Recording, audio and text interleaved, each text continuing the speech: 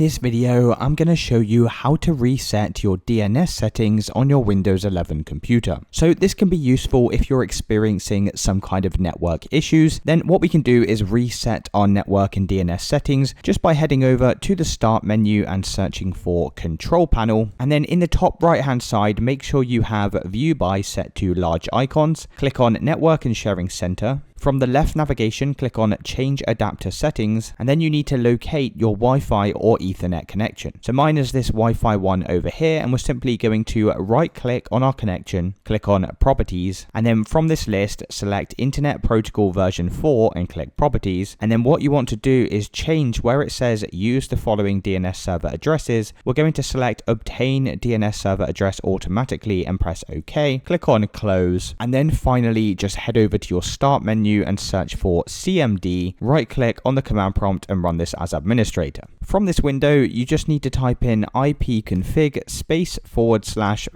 DNS and hit enter. And then finally type in netsh winsock reset and hit enter again. And then we're just going to restart our computer, and that will have now reset your network settings. If you did find this video helpful, then let me know in the comments and I'll see you in the next one.